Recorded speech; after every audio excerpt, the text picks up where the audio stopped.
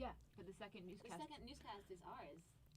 Yeah, it's not NPR's. It's not NPR. No, I know, but I think our international newscast is Is our gonna do newscast that? is going to talk about We this. should know that. Yeah, we should've I'm pretty sure that coordinated. What? Is Gregoire the second newscaster? Hello, is anyone Yes. here? Yeah, he's definitely talking about this. So I would Wait, what are you? We Sorry. should ask him.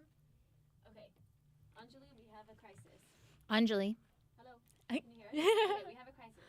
So Greg is probably going to talk about same subject as Hava's two-way in the newscast, and Hava's is going to follow that newscast. Yeah. So we should write into that. First, have to tell the editors. No, but it's the second. This is the first. It's in But the it's second. but it's the second half. It's the second half. So we just want a copy of the newscast or like something so that we know Make sure you what's have- going to and be we right have here. the- Our school should be We don't have divvied to up between school districts. There's also no compromise. Yeah. Yeah. Teacher Yeah. relations. Do you need a? You don't No, I do not. Yeah, thank you.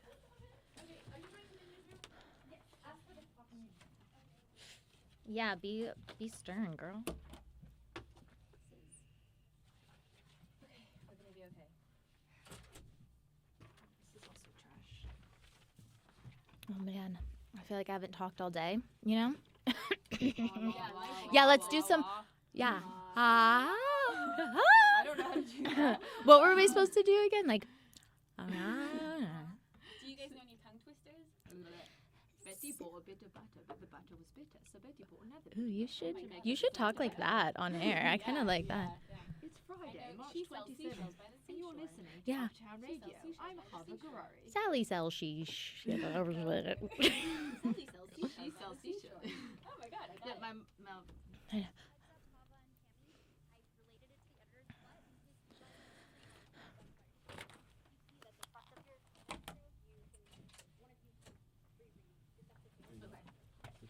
Return if it changes, I'll tell you. Sorry about that. Well, we're coming right after. I'm sure he's gonna say something like Yemen. We can write into it. It's not like we just say for more on. No, that's not a good We writing have a into little it. bit more. I talked to. But in case you guys see anything, Yeah. Okay. It was actually him and In a his small classroom, What are you gonna do? Congress With the Congress if Greg talks about that, I first I'm going to I say first noticed Val. I mean, really noticed her. the situation. I first noticed. And then you just say I talked to.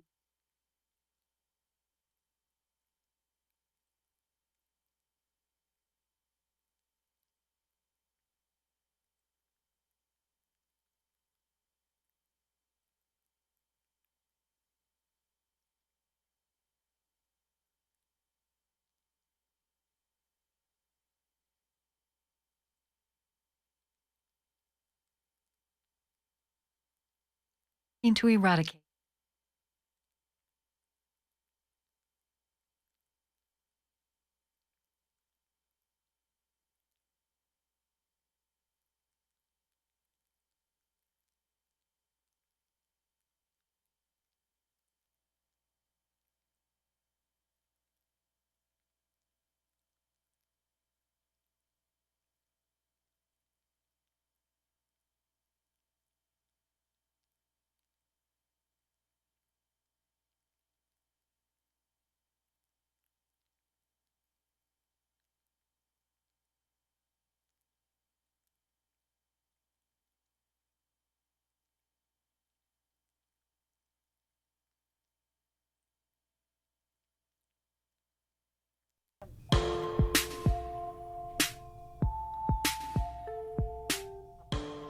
It's Friday, March 27th, and you're listening to Uptown Radio. I'm Hava Garari.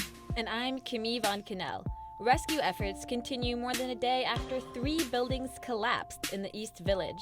Family members are waiting for news of the missing. I just want my brother to be safe. I want him to smile again. I want him to be home. New Yorkers with criminal records struggle to find work. The problem might be job applications. Every time I go for a job interview, it's just I'm automatically barred. No, because it is. 10 years ago, something you did. More drones could take to the skies as the Federal Aviation Administration begins loosening restrictions on them. So we're going to be looking out this window, and there's going to be drones just flying by. That and more after this news.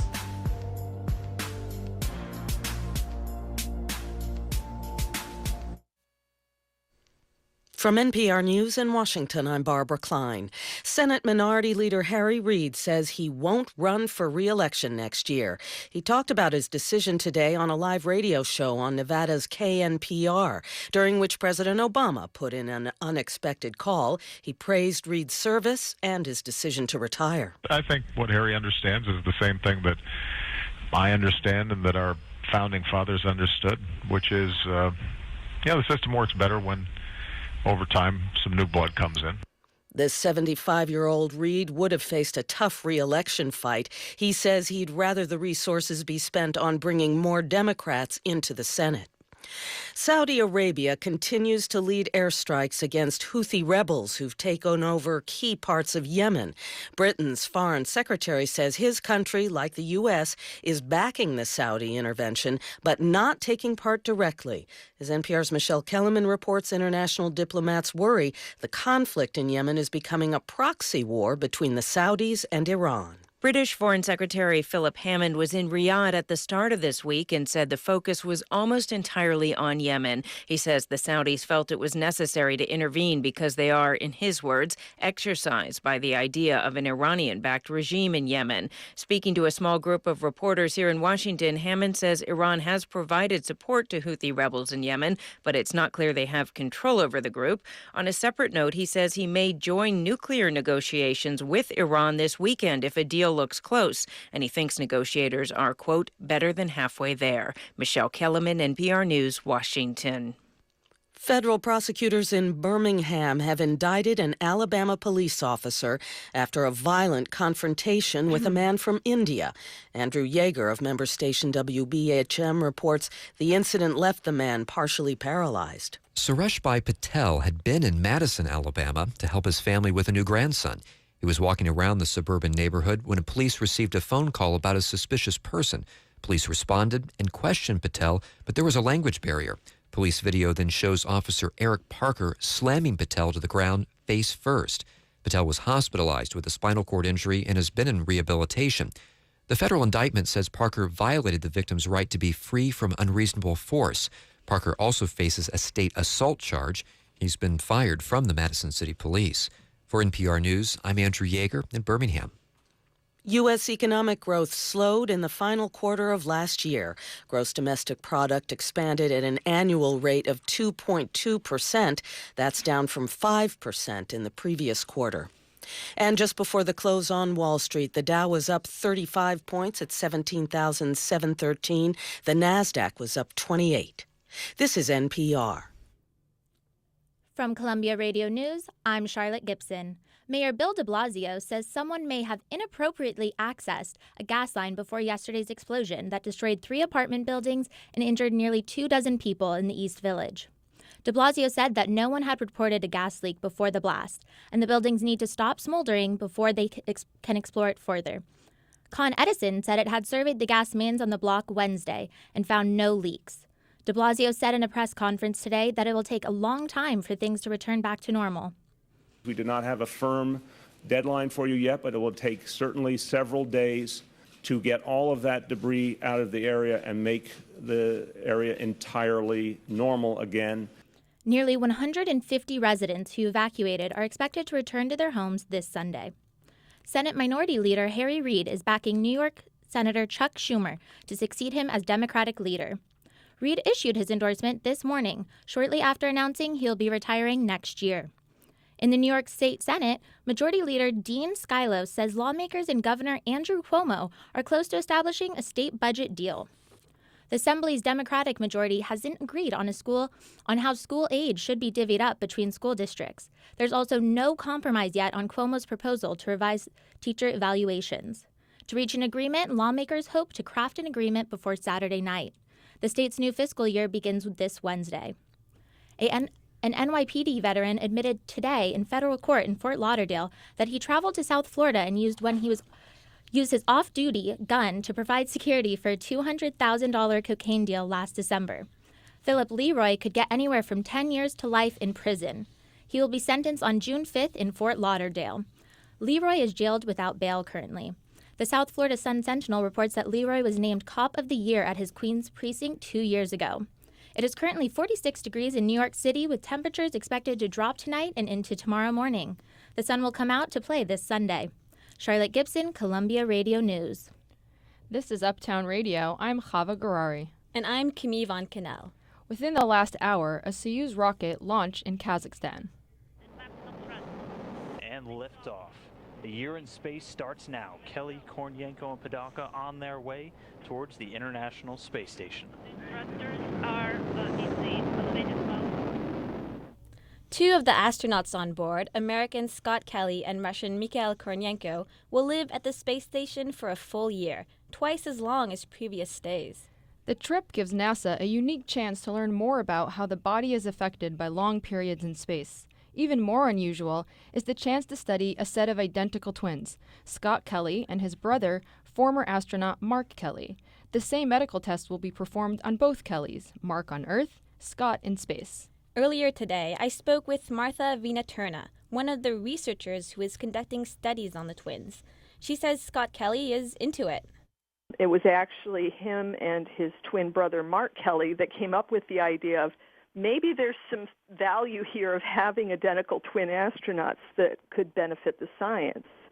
And then NASA put out a proposal to solicit investigators to come up with ideas for what kinds of research could we do with this unique situation. So there are 10 studies that have been chosen by NASA, and they come out of everywhere in the United States, from Stanford to Colorado to Northwestern, and they range from studying visual impairment to inflammation to cognitive cycles. Can you just tell us a little bit about what you're going to be doing? Yeah, sure. So we're going to be studying the microbiota of the gastrointestinal tract. The microbiota is the collection of microbes, primarily bacteria, that live in and on the human body.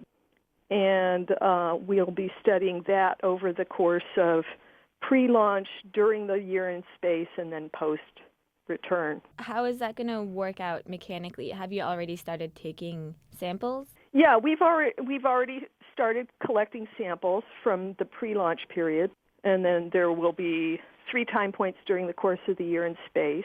So that'll be really exciting, is to see if there's progressive changes during that time in Scott Kelly. Right. How are you going to get the samples back to Earth from the International Space Station? Well, they'll send them back, and then they'd retrieve them from where they splashed down and bring them to probably Johnson Space Center and then send them to us.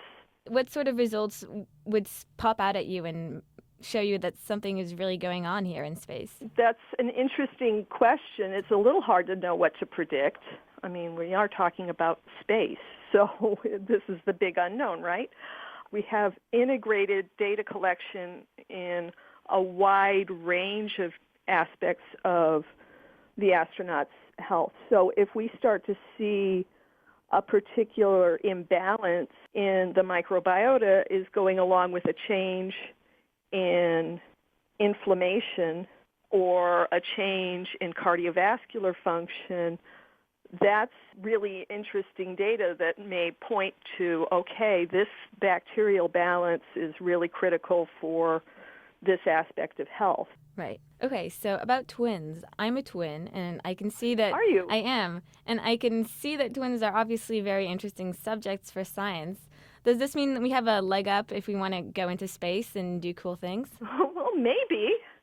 I mean, I think this is sort of NASA's first foray into looking at genetics and genomics. Obviously, for those kinds of studies, twins are very, very interesting. I don't think the fact that he was a twin had anything to do with Scott Kelly being selected, but that doesn't mean that the decisions might be made differently going forward. I don't know. You should call up NASA and ask them. Yeah, that would be a good career change for me, I bet.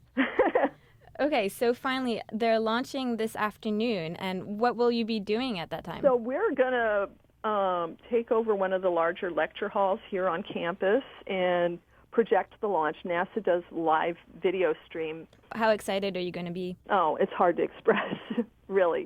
I mean, this is really something I never thought I'd get a chance to do. This is, yeah, like you can hear, I'm kind of tongue-tied. I don't know how to say it. Martha Veneturna researches genetics at Northwestern University.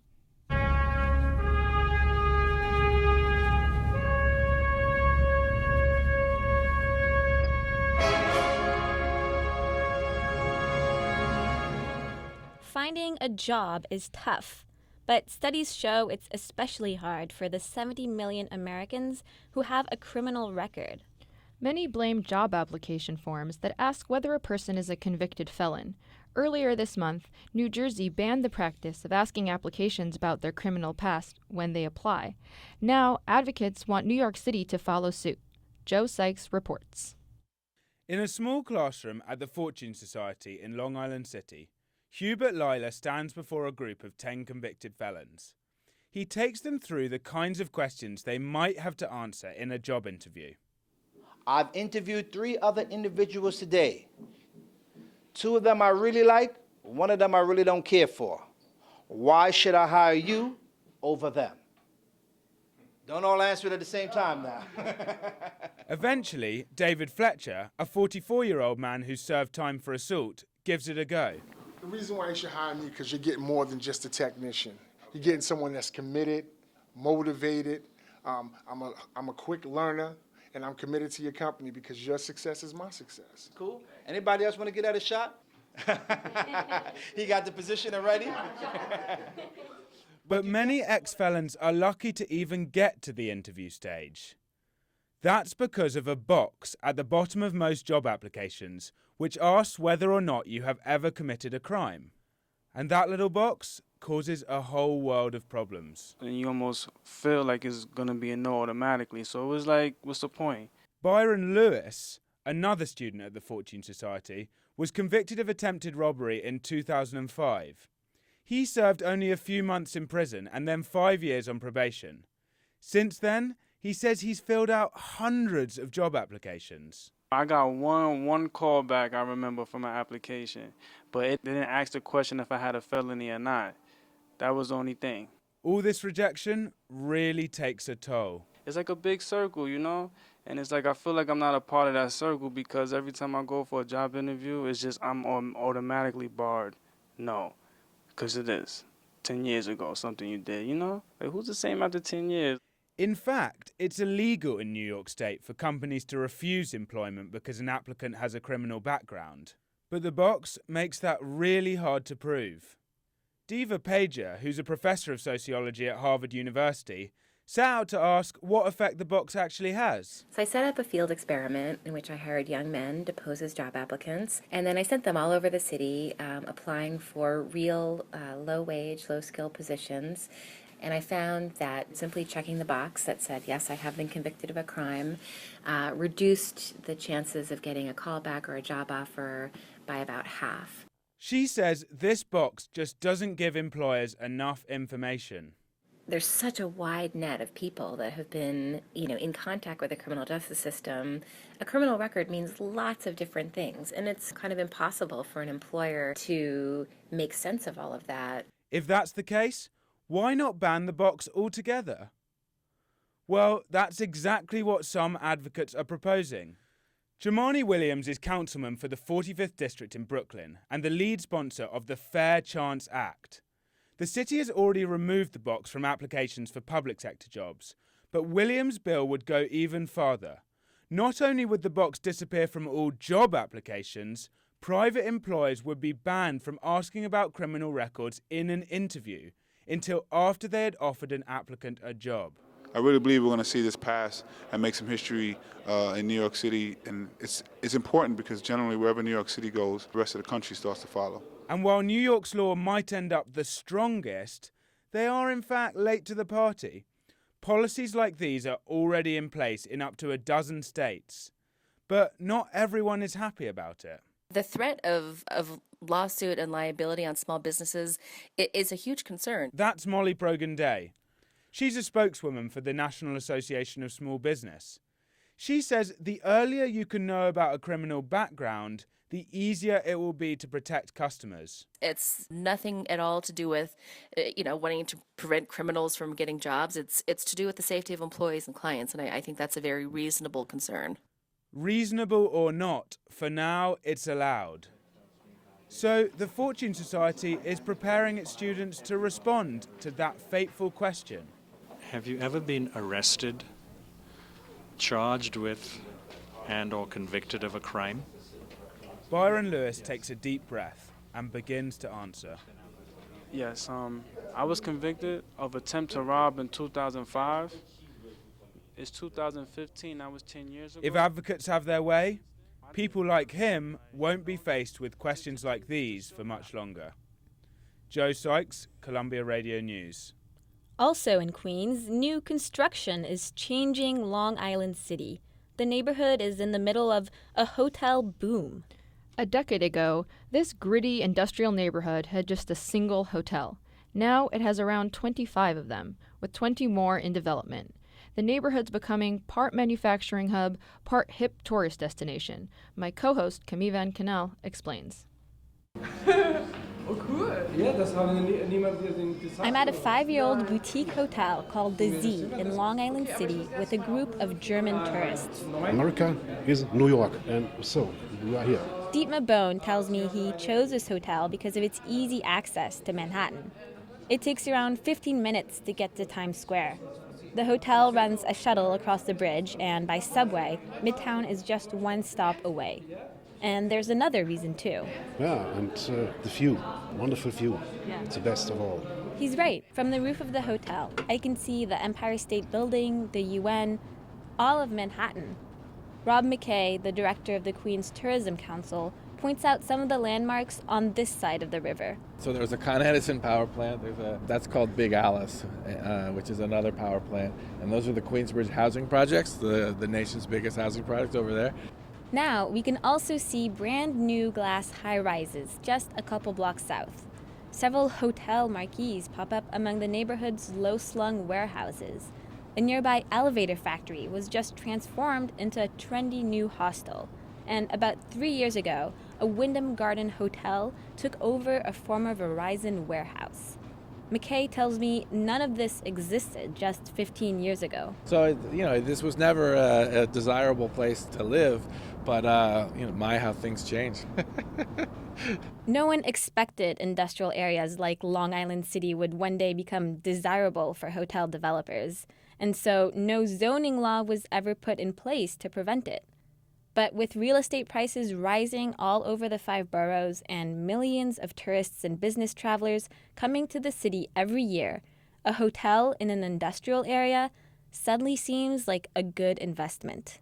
But here's the thing. Long Island City is still a very busy industrial area. Take, for example, York Scaffold Equipment Corporation, just a few blocks away.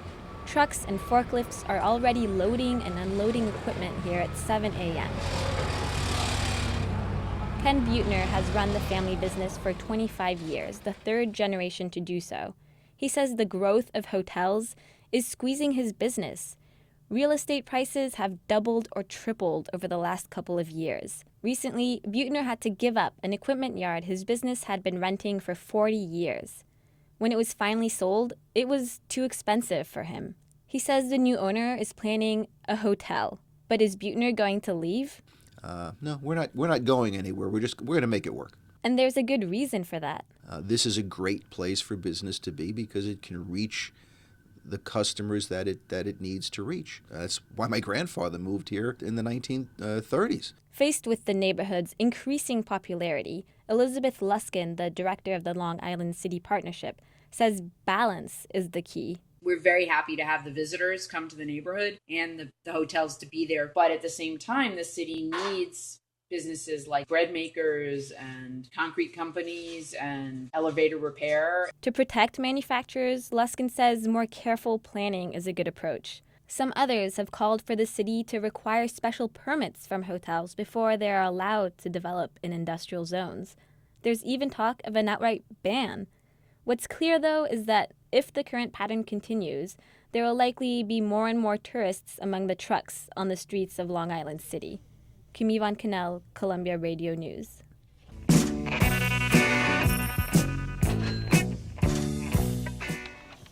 As the New York legislature approaches its April 1st budget deadline, it's been a rough week for some of Governor Cuomo's biggest proposals.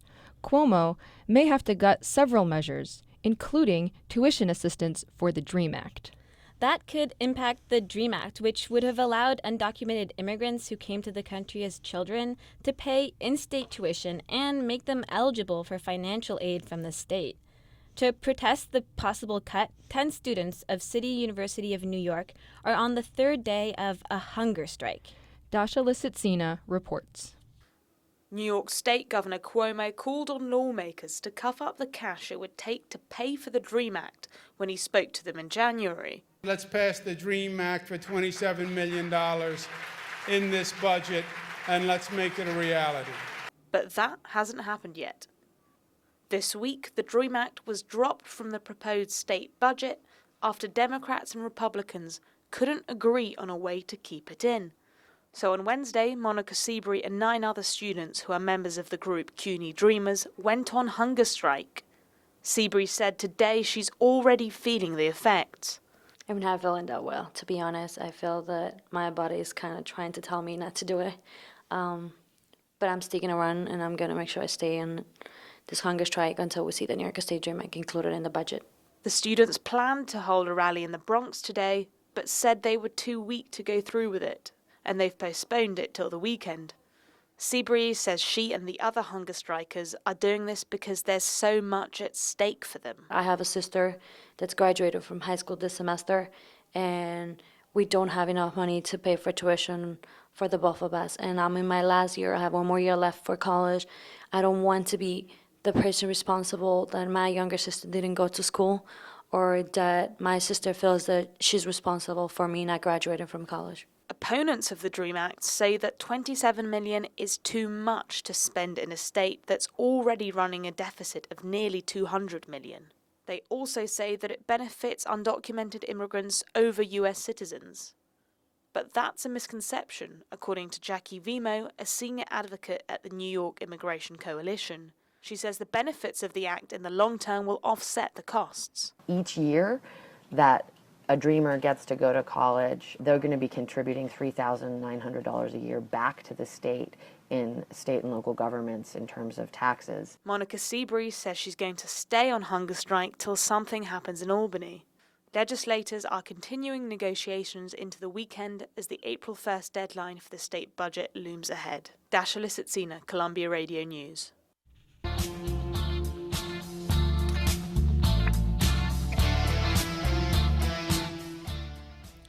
The House of Representatives voted yesterday to protect reimbursements made to doctors who treat Medicare patients. An old provision had been set to cut payments to doctors by more than 20%. The bill, passed by the House, overhauls the healthcare system and provides a rare show of bipartisanship in a deeply divided House. But now it's got to clear the hurdle of the Senate. It only has 2 days to do so. As Tyler Daniels reports, the bipartisan spirit may not last. Congress has until March 31st to prevent the cuts by passing what's known as a fix, just like it's done before. Like all the fixes that have happened 17 times before will pass. Sherry Gleed was an assistant secretary at the Department of Health and Human Services, and she's now the dean at NYU's School of Public Service. She says the fixes were necessary because of a formula Congress introduced for Medicare reimbursement in 1997. According to Gleed, the way Medicare pays doctors is that each service they provide has a certain number of points allocated to it. Those points are plugged into a formula that determine a doctor's reimbursement. If Medicare spending goes up more than the formula anticipates, the conversion factor for the following year drops down. If that were to happen, doctors would be paid less, unless Congress intervenes. And that's really what's been happening over time. The bill that the House passed this week also extends funding for the Children's Health Insurance Program, which would allow 2 million kids around the country to keep their health insurance. Texas Republican Representative Ted Poe was filling in for Speaker of the House John Boehner when reporting the results of the vote. On this vote, the yeas are 392, the nays are 37. The bill is passed without objection. More than 200 Republicans joined Democrats voting in favor of the bill. These are members of the same caucus that have voted more than 50 times to repeal Obamacare and haven't agreed with Democrats on a piece of health care legislation since 2011. Even House Minority Leader Nancy Pelosi seemed pleased that both parties reached across the aisle. It was my honor to work with Speaker Boehner on this important issue, to do what we came here to do, to legislate. But despite Republican support in the House, some conservatives are unhappy with the resolution. What they're trying to do is to show that they can quote-unquote govern. That's Paul Winfrey, a former Capitol Hill staffer who works at the Conservative Heritage Foundation. He thinks that Republicans didn't really have a choice but to cooperate with Democrats because these are extreme circumstances, like the fiscal cliff, sequestration, and government shutdown. If you take that mechanism away, Congress will not act. The bill is in for a rough ride now that it's moved to the Senate. Some Republican senators have already expressed disapproval of its current form because of what Winfrey and others say it could do to the budget. This bill, as passed, would increase the deficit by about $141 billion over 10 years. If the Senate doesn't pass a bill this weekend, doctors will have to wait 2 weeks while lawmakers are on recess to find out what their Medicare checks will look like in the future. Tyler Daniels, Columbia Radio News.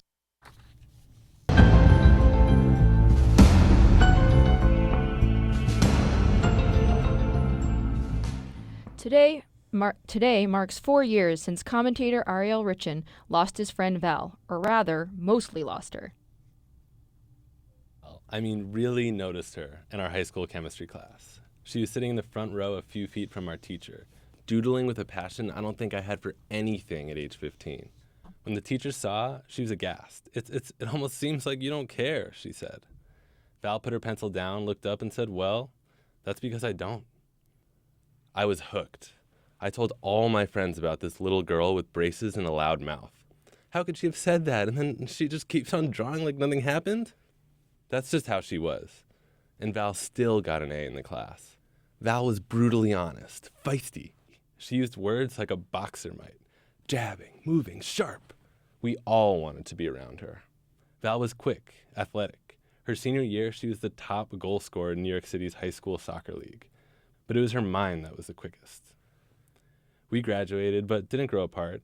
Every time we saw each other during college breaks, it was just like old times. Then, senior year, the accident. That's what we all call it. Val was riding with friends down I-95 heading to Miami when their SUV flipped over. Her classmate, sitting next to Val in the back seat, was thrown through the windshield and he died. Val was asleep at the time of the crash and had to be airlifted to the hospital. And she stayed that way for a while, asleep, in a coma. A few days later, I spoke with a friend's father. I still had hope, but he told me it was probably over. So I believed him. My old circle of friends exchanged calls constantly. I spoke to Val's mom a lot, and I remember the day I first mentioned my friend in the past tense. But then, 3 weeks later, she woke up. My friend Josh was the first to visit her. They dated for 3 years and broken up just 18 months before. But Val didn't remember. She thought he was still her boyfriend. It turns out she'd suffered a traumatic brain injury. But over the next few months, her memory improved. Very, very slowly. She went in and out of doctors' offices, but didn't take a lot of their advice. We all felt like she needed more help, but didn't know how to give it to her. It's been 4 years now. Val's doing much better. She's playing soccer again, in a league, actually. She just started grad school and is making new friends of her own. And these new friends, they can't tell that the accident ever happened. And so it feels unfair to say this, but Val isn't the same person I used to know. She's perfectly nice, just someone else. Someone who doesn't remember a lot of what we talk about. She still tells the truth, but her honesty, it doesn't sting anymore. She laughs politely, agrees by default, and I guess this is why it's painful to be around her. I can't stop comparing this girl to the one I knew. I don't see Val as often these days, and part of me feels guilty about that. But should I? Why can't I just celebrate the fact that she woke up at all? Maybe, like everyone, she just changed, grew in her own way. Isn't she entitled to that? When I'm with her, sometimes I see flashes of the way she used to be. She'll make a clever joke or say something beautifully inappropriate. I think the old Val is still in there somewhere.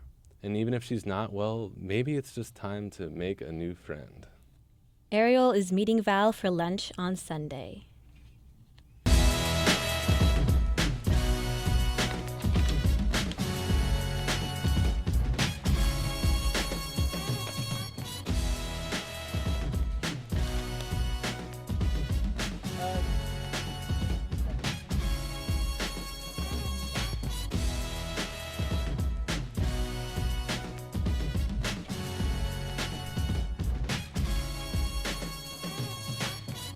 We're back with Uptown Radio. I'm Kimi Von Canal.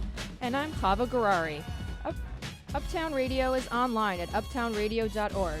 We are also on air at WBAI FM. Here's what's coming up in the second half of our show. Saudi Arabian forces are bombing Iranian-backed rebels in Yemen for the second day in a row. In a little over a year, 2 gas-related explosions have taken lives on Manhattan's east side. And the FAA clears the way for you to get your packages delivered by drone. In India, week after a violent attack on a nun, the country is questioning the government's commitment to religious tolerance. But first, the news. For Columbia Radio News, I am Grégoire Moll. 2 people are still missing after a gas explosion in New York City, in East Village, yesterday afternoon. 22 people are injured, and 4 of them are in critical condition. The co-pilot of the plane that crashed into the French Alps had a history of mental illness. Andreas Lubitz did not disclose his illness to the flight company he worked with. Data from the black box of the plane suggests that the co-pilot intentionally crashed the plane. The Senate approved a new budget today. Republicans managed to pass the measure by a close vote. The budget plans to cut federal deficits by more than $5 trillion over the next decade. Military spending will increase, while cuts will affect healthcare and other benefit programs. Harry Reid has announced he will retire in 2 years as the Democrat leader of the Senate. The senator of Nevada said today he would not seek re-election in 2016. Reid led the Democrats in the Senate for 10 years. Barack Obama himself said that he would miss Harry Reid. The president was live on Nevada's public radio KNPR while the senator was being interviewed. Yeah, he's been one of my best partners and best friends, and I'm really honored to have served him. Harry Reid said he endorsed New York Senator Charles Schumer for being the next Senate's Democratic leader. Italy's highest court could announce within a couple of hours whether or not American citizen Amanda Knox is guilty of murder. Knox and her Italian ex-boyfriend have been found guilty 2 years ago for the assassination of Knox's roommate while she was living in Italy, so that's part of an appeal process. The father of Knox's ex-boyfriend was present in court today. I don't want to say anything because I don't really know myself how I feel. Apart from that, we are facing yet another test, and I hope it will have the best possible outcome. Saudi Arabia and Egypt have sent warships to Yemen. Their goal is to secure a strategic sea passage as the 2 countries are considering intervening boots on the ground in Yemen. Saudi Arabia and its allies in the Gulf are launching airstrikes for the second day against the Houthi rebels who hosted the president of Yemen 2 months ago. And earlier today, the Israeli government announced it's returning 3 months of tax revenue to the Palestinian Authority. Ariana Skybell reports. Israel collects more than $100 million a month in taxes on behalf of the Palestinian Authority and normally passes it along. But in December, January, and February, it held on to the money. Now it'll give that money to the authority minus expenses the Israeli government covered. The Netanyahu administration decided to return the money after being advised that keeping it could hurt the country's security. Netanyahu has been under pressure to improve Israel's relationship with the Palestinians and the United States. Dalia El-Zain, the program director at Columbia University's Center for Palestine Studies, says returning the money is the wrong way to do that. It's an empty political move. I don't think it's going to change anything. I think it's just a move to save a little bit of face. Israeli authorities may continue holding the money going forward. Ariana Skybell, Columbia Radio News. And as you heard in the first part of this show, an American and 2 Russian astronauts have just started a year-long trip in space. The goal is to understand how the human body reacts to long time in space before longer missions take off for Mars. It's now 47 degrees in New York. Grégoire Moll, Columbia Radio News. We have a little bit more about the Saudi Arabian forces bombing neighboring Yemen earlier this week. They escalated a conflict between Iranian-backed rebels in the country's deposed government. The rebels are Houthis, a Shiite Muslim group from the northeast of Yemen. They seized control of the country's capital city, Sana'a, last January, forcing its President Hadi into hiding. I spoke to Adam Barron, a writer and political analyst.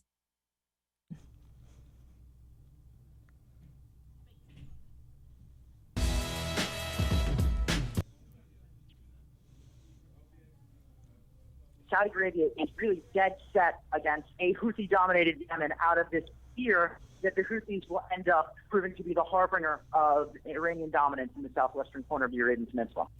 Religion and politics both play into the conflict, according to Barron. The current conflict in Yemen is fundamentally a political conflict that does indeed have sectarian tones to it. The Houthis' gains were effectively a tribal turf war. And when you look at why people are supporting the Houthis, it's largely for political reasons rather than for reasons of their sect. So I think it's important to remember that in some sense, this is not just a conflict in political terms, it's also an urban versus rural conflict. The collapse of Yemen's government might have serious implications for security throughout the region. Al-Qaeda has been present in the country for years. This threatens to exacerbate the pre-existing power vacuum in Yemen, which at essence is the root of the al-Qaeda issue. As the chaos continues to swirl in Yemen, you'll see AQAP posed to take advantage. Regardless of the outcome, the Saudi raids are yet another blow for one of the poorest countries in the Middle East, Barron says. I mean, Sana'a is the Arab world's most impoverished country. When you compare it to the other states on the Arabian Peninsula, there's a clear difference. You don't see the skyscrapers of Riyadh or Doha or Dubai in Sana'a. Adam Barron is a writer who has lived and reported from Sana'a in Yemen.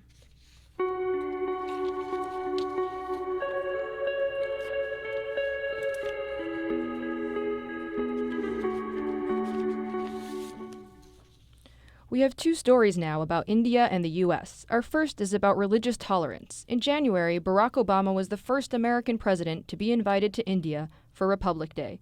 That's the national holiday that celebrates the founding of the Indian Constitution. The United States and India have developed economic bonds. But there is one potential glitch in the Indo-American relationship: recent attacks on Christian churches in India. Barack Obama called for tolerance during a speech in Delhi. These comments raised questions about religious tensions in India being a potential obstacle for its relationship with the United States. India is home to many religions, and people in the country are questioning the Prime Minister's commitment to religious tolerance. Gregoire Moll reports from India. 80% of Indians are born into Hinduism. That does not leave much space for the many other religions that exist in India. A few weeks after President Obama's trip to India, Prime Minister Narendra Modi delivered a speech in English. This was in Delhi during an event organized by Christian groups. We cannot accept violence against any religion on any pretext, and I strongly condemn such violence. Religion is a weak spot in Modi's political record. In 2002, when he was Chief Minister of Gujarat, more than 1,000 people died in riots that opposed Muslims and Hindus. In 2005, the American authorities denied Modi the right to travel to the United States. They considered him responsible for severe violations of religious freedom. Now, Modi is the Prime Minister of this massive country that is India, and he has to deal with religious tensions on a much bigger scale. Several Christian churches have been attacked in Delhi in the past 4 months. More dramatically, a group of men broke into a convent and raped a 71-year-old nun 2 weeks ago. This incident happened in West Bengal, in the east part of India. But the emotional reaction reached way beyond. More than 1,200 miles away, people took to the streets in protest. Last Friday, about 800 people gathered in Gujarat. Posters read, "Enough is enough" and "Stop the attacks on women and minorities." Justice should be there, the woman on the stage shouts in Hindi. She says that people can be punished for killing cows, which are considered sacred in Hinduism. But then she asks, what punishment is given to rapists in India? Bishop Silvans Christian says that the Indian government needs to take action. Enough is enough. Let everyone has the right to live joyfully and peacefully. Let the Lord lead us to have a wonderful, joyful and blessed life. And let the leaders of our nation should get this vision and mission. One political party in India is very vocal about promoting secularism. The Aam Aadmi Party, or AAP, opposes Modi's BJP. AAP is still quite small politically, and it surprised a lot of people when it won the elections in the state of Delhi last month.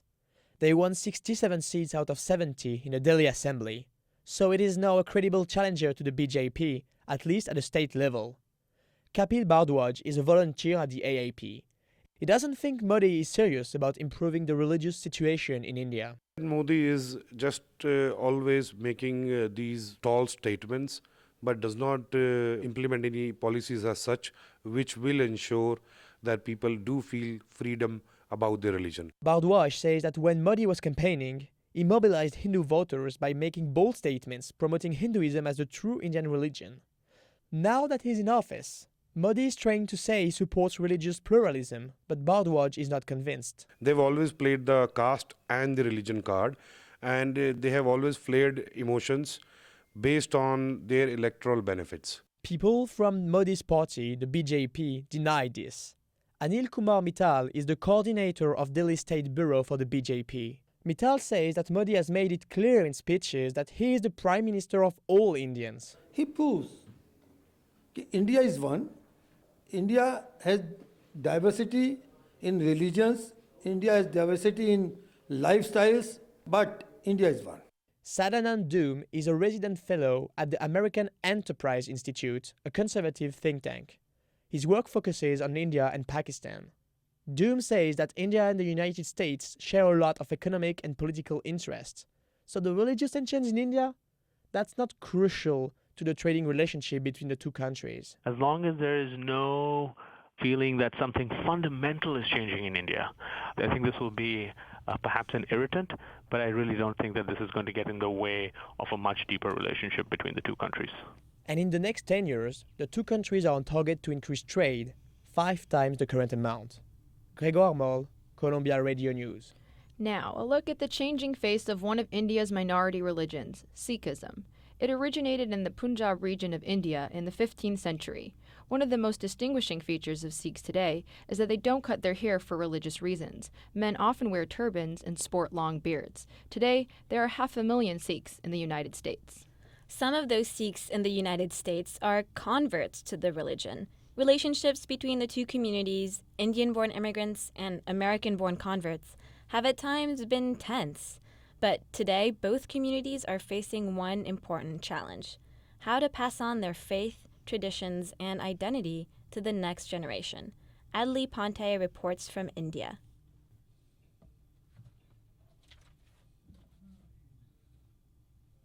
Okay, I can't hear you.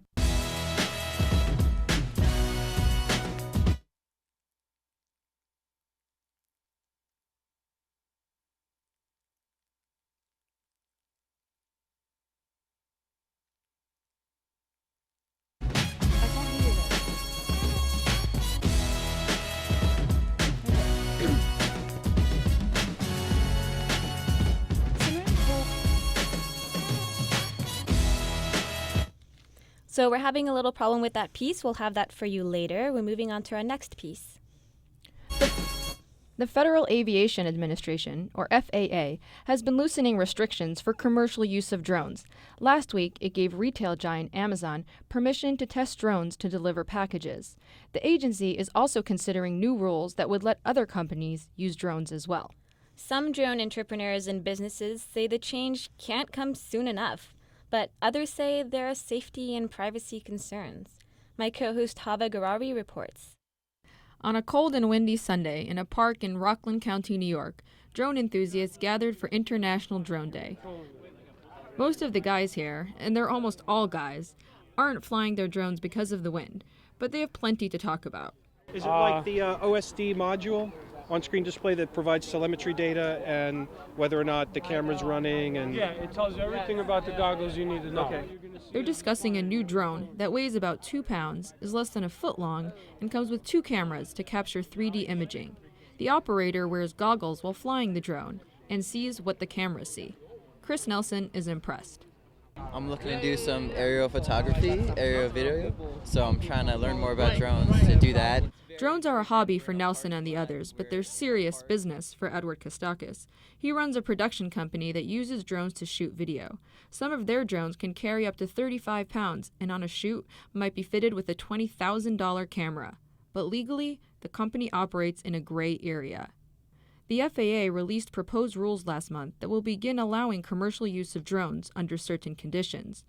The proposed rules are the first step, but they won't go into effect until 2017. And until then, Kostakis is losing business. If a director comes to me and says, hey, look, we want to shoot in New York, I tell them, we can do that, but pretty much we're in a gray area, whether or not we can shoot or not. So they 100% back off. They're like, nope, we don't want to do this anymore. His company has applied to the FAA for an exemption. It's one of about 650 requests the agency has received, but they've only granted about 70, and the process can take about 6 months. If the FAA loosened restrictions, the drone economy would explode, according to a recent industry report. Drones could be worth billions within a few years. That's up from $180 million it's generating now, according to industry analyst Colin Snow. It would also mean a lot of jobs. I did a study that looked at, what people's intent were if favorable rules came into play. I think about 60% of the people said that they would hire at least 2 or 3 full-time employees. But skeptics say a booming drone business could be deadly. One of the largest commercial pilots unions argues the FAA's proposed rules don't do enough to protect the safety of airliners and passengers.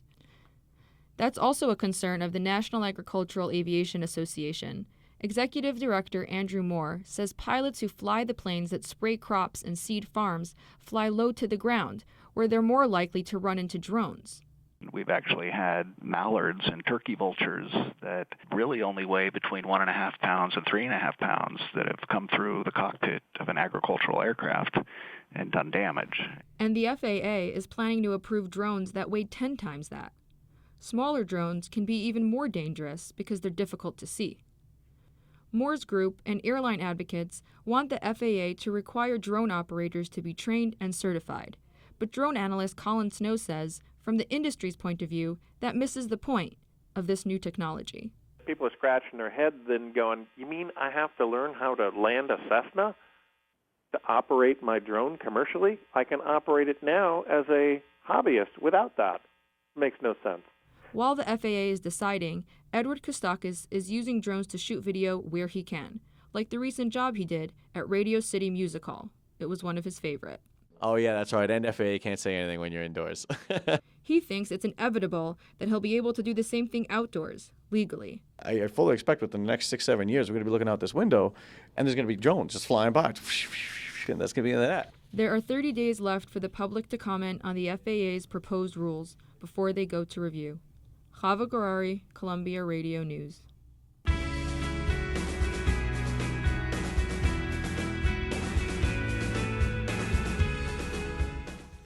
Now back to India to take a look at the changing face of one of India's minority religions, Sikhism. Simran Kaur Wahan is 18 and she's grown up in Flushing, Queens. For as long as she can remember, she's been going every week with her family to the temple. She's dressed like any other American teenager except for her very long hair, which right now is covered with a light scarf because we're inside the temple. A lot of people say, you have very long hair. And then usually my response for that is, I've never cut it. It becomes like a chance for me to talk about my religion. Sikhs don't cut the hair. Women usually wear it long while men wear a turban. Simran grew up speaking Punjabi at home. At the temple, she learned about Sikh history and theology and how to read and write Gurmukhi, the script in which Punjabi is written. I learned Gurmukhi alphabet, learned to read and write Punjabi, and to be able to read the hymns and Gurbani. Gurbani is the name of the Sikh holy book, and the hymns that she's talking about are a key part of Sikh religious practice. Next to the altar, 3 musicians sing prayers all day and all night as a sign of devotion. Simran is a self-taught harmonium player, one of the instruments used in the devotional prayers. 7,000 miles away, you can also hear those same kinds of songs played through the loudspeaker in the holiest site for Sikhism.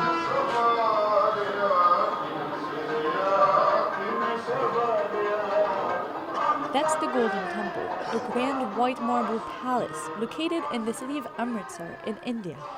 We come here twice a week at least. Every time I come here, it warms my heart and makes me happy just to see all of the people and to see the Golden Temple and bow to the Guru. Guru Raj Singh Khalsa is also Sikh, but unlike Simran in New York, he isn't Indian. He's a white 15-year-old kid from Virginia, and he's been attending a Sikh boarding school here for the past 6 years. My grandmother and my grandfather both became Sikhs and then got married, so I'm what a lot of people in our community call a third generation Sikh. Guru Raj is wearing a long white robe that goes down to his ankles and a white turban. It's his school uniform. He's tall and lean and has a bit of a stubble that one day will grow out to be a full-blown beard. Guru Raj's grandparents converted in the 1970s when Sikhism became popularized among Americans, many hippies, by a man called Yogi Bhajan. He was a yoga master, and it was through the practice of yoga that many converted to Sikhism, explains Simranjeet Singh. He is a religion scholar from Columbia University and a member of the Sikh Coalition in New York. He says that the practice of yoga wasn't really a part of the traditional practice of Sikhism, and there is still some tension between the Indian community and the Sikh converts. In some ways, they've integrated with the larger Sikh community. In other ways, they remain sort of isolated and continue those same practices, including their reverence for Yogi Bhajan. In the U.S., the two communities are interacting more and more as both recognize that they share a common sense of diaspora, Singh says. Second and third generation immigrants here in the U.S. are also facing similar challenges. You know, many of the young people growing up in America don't speak Punjabi, don't know anything about the culture, and still identify as Sikh. And so these are some sort of shared experiences that we're finding across the Punjabi Sikh and the Sikh convert community, I guess we can call them. Yearning for a Sikh education is what brought Guru Raj to the Mary Perry Academy when he was 9. You know, what better place to go than a place where everyone does yoga, is a Sikh. He tells me that one of his favorite practices is Gatka, a Sikh martial art. It's very energetic. Like, in the practice that we do, we generally practice with sticks, just because practicing with swords is kind of dangerous. Here, hold on a second, I need to bow. He's bowing because we're now facing the Golden Temple. The Mary Perry Academy is among the first private schools that focuses on Sikh education. For Simranjeet Singh, the scholar from Columbia, the Mary Perry Academy is at the forefront of a growing movement. I think the development of Sikh schools in North America is just around the corner. In the meantime, whether in New York or in Amritsar, Simran and Guru Raj are committed to their Sikh identity. Guru Raj has been learning Punjabi for the last 2 years. Simran has created a Sikh student association at her high school. It's a young religion, and it's so easy to connect to, and that's kind of how, growing up as a Sikh in New York, I never felt that I didn't have that connection. Speaking of school, it's 9:30 at night, and it's time for Simran, who's a senior, to leave the temple and go do her homework. Adeli Ponte, Columbia Radio News.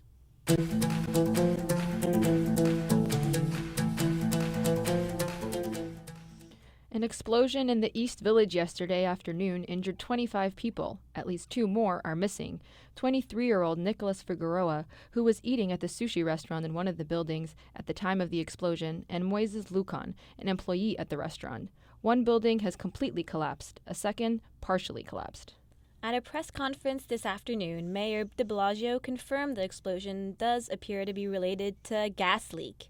You'd rarely see a scene of such devastation in the middle of a city like this. This was, 24 hours ago, a vibrant, bustling street, and today people are dealing with the aftermath of this tragedy. This afternoon, firefighters are still hosing down the rubble on 2nd Avenue. Hannah Klingberg has more. Light gray smoke is still rising from where the 3 buildings stood. Evidence so far suggests the cause of the fire was a gas explosion at 121 2nd Avenue. That's the location of Sushi Park, the restaurant where the 2 missing people are believed to have been. Moises Lucan was working there. 23-year-old Nicholas Figueroa was on a date there. His brother Neil Figueroa says bank records shows Nicholas had just paid for his meal when the explosion happened. But since then, the family has heard nothing. For the most part, we just really praying, trying to keep our faith strong. Find my brother Nicholas, oldest out of 4 boys. Nicholas Figueroa recently graduated from university and was on a date with a 19-year-old woman who was rescued from the building and brought to Bellevue Hospital Center with a broken nose and fractured ribs. Figueroa's brother Neil says the family is still holding out hope. The only thing I want from this all, I just want my brother to be safe. I want him to smile again. I want him to be home. There's no place like home. Residents of nearly 150 apartments had to evacuate. A reception center has been set up at the Tompkins Square Library on East 10th Street. And Josh Lockwood, regional CEO of the Red Cross, says he's impressed by the community's efforts to help them. We've seen the best of New York and this community in East Village that's risen up to volunteer and to give support to provide meals to folks. Naya Jones had to evacuate. The Red Cross put her up at the local YMCA last night.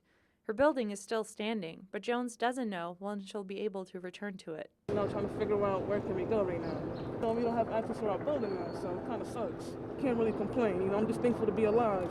Linda Wagner lives 2 blocks away. She wasn't evacuated, but she says yesterday's events make her worry about the safety of her building. And she doesn't think the city is doing enough to make sure the neighborhood is safe. Where is the Department of Buildings? If you complain, it takes 90 days for an inspector to come out. Traffic is restricted to residents for 5 blocks of 2nd Avenue near the site, and on 6th, 7th, and 8th Streets between 1st and 3rd Avenues. Police have reopened the sidewalk on 2nd Ave opposite the collapsed buildings. Hannah Klingberg, Columbia Radio News. A little more than a year ago, a similar gas explosion in East Harlem killed 8 people and injured dozens more. Friends, colleagues, and family members came together this morning to remember one of the victims from the explosion last year. Teresa Avila was on the scene. The memorial this morning was for Sergeant Griselda Camacho, and it was held at the Hunter College's East Harlem campus. Camacho was home at 116th and Park Avenue when a gas leak caused the explosion that killed her and 7 other people. She had been a public safety officer at the college. John Anthony Valinati was among those who gathered to remember his former coworker. Valinati remembers utter confusion following the building's collapse. We didn't know, was she hurt? Did she actually die? We knew that her mom and her son were in that building. But again, it was just total shock. Camacho had started working in 2008. In her time at Hunter, she'd risen through the ranks and been awarded for her service. The ceremony came just the morning after an explosion in the East Village, also likely from a gas leak. The timing of it all struck a chord with Valinati. Here we are today doing the memorial service. It is eerie. It's so coincidental. Another colleague, Robert Lyons, echoed the sentiment. He had trained Camacho, and he says news of the fire took him back in time. And it scared me because it's kind of like a flashback to this one a year ago. Lyons says his daughter works at NYU near the site of the explosion, so he was particularly worried. And so I thought of Camacho. When I thought about her, I said, I hope we don't go through something like this again with her or anybody else. Jennifer Rabb is president of Hunter College. Together with Camacho's mother and son, the 3 unveiled a new plaque and photo honoring the former public safety officer. Today is a bittersweet day at our East Harlem campus. We are here to celebrate the life and the memory of the extraordinary Griselda Camacho, who was one of our truly treasured public safety officers. Rabb presented a check for almost $11,000 from a fund set up in Camacho's memory. Speaking specifically to Camacho's 16-year-old son, Yasser. You have a whole community now, Yasser, watching over you and making sure that you're going to have the options educationally that you need to go on to make her proud, because she was so very, very proud of you. John Anthony Valinati says it's more than just the money. When it comes to supporting the families of the victims, it's a tight-knit community. And when people come in here and work in this building, they got to stand up to her standing and live up to what she already set up for this, and I'm happy that we're able to do that. The latest reports from yesterday's explosion show 2 people are still missing and 25 are injured. Teresa Avila, Columbia Radio News. That does it for this edition of Uptown Radio. Thanks for listening. Executive producer Ariel Richin held everything together. Senior producer Alistair Gardner organized today's show. Adelie Ponte directed the program with Miriam Sitz and Anjali Sastry. Senior editor Nardos Mesmer and assistant editor Cassie Basler smoothed out the scripts. Paul Alem and Tyler Daniels made sure we were online. Special thanks to our instructors, Carrie Donahue, Rick Carr, Daniela Racon, and John Dinkus. I'm Kimi Von Cannell. And I'm Chava Garari. Uptown Radio is live online on Fridays at 4 p.m. and on WBAI Mondays at 5 a.m. You can listen to our podcast and find us online at uptownradio.org.